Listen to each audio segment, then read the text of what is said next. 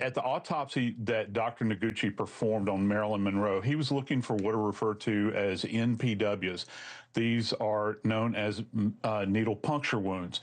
And just so folks at home understand, if someone injects, like recently injects, there's a methodology, particularly when you think about the arms, what we call the right and left antecubital fossa. You can start at the top of the arm, and I've actually done this in the morgue, and you squeeze the arm, you move your hand down the long axis of the arm, and you're looking for these little droplets of blood where the NPW would have been. He didn't see that, Jesse. He even checked her scalp, checked her ankles, checked in a variety of locations where you would commonly see. Can I ask you a juvenile question? Would the needles that were potentially used back in the day different than what we currently have? I don't know. Is that a juvenile question? No, it's not juvenile. I think that they may have been a bit more robust. I don't know. I can't really speak to the gauge size of the needles. You know, you think about today, particularly with like diabetic needles, that the gauge size is very, very tiny. So that's an interesting perspective.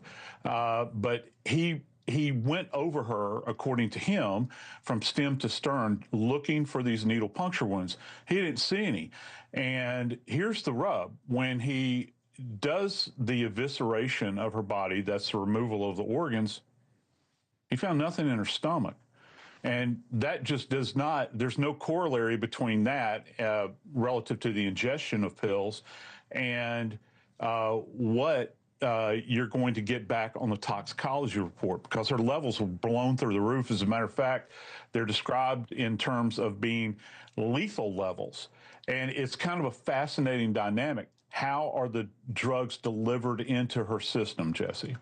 Is there any possible way that it was pills and somehow it wasn't detected in the system? Error, maybe there was a trace that wasn't looked at the right, place. And look, I talked about the complication with him wanting to check the stomach, and that wasn't an option. Yeah, so what happens, particularly with what we refer to as gastric content, and that is those remnants that are in stomach, if you die as a result of an OD, your system just shuts down completely. So those gastric contents, we collect those at autopsy. It's been done for years and years. And then you take that substance, and it's kind of a viscous liquid at that point in time. There's recognizable particulate matter in there, and you want to examine that very thoroughly. We kind of spin it down, as well as organs. I don't know if you know this, but we can take sections of liver and spin it down as well and liquefy it.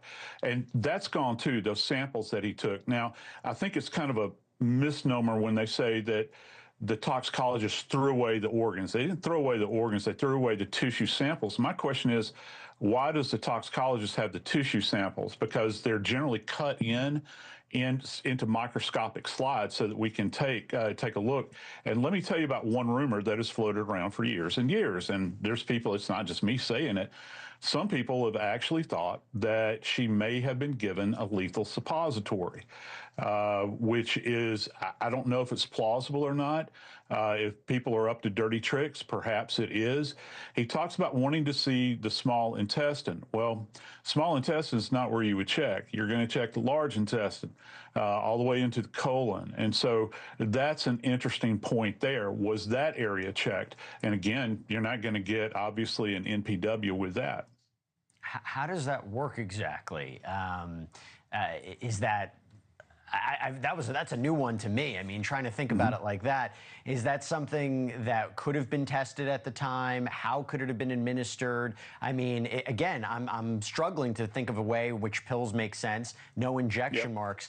This is now a theory that, I don't know, it seems to check some of the boxes.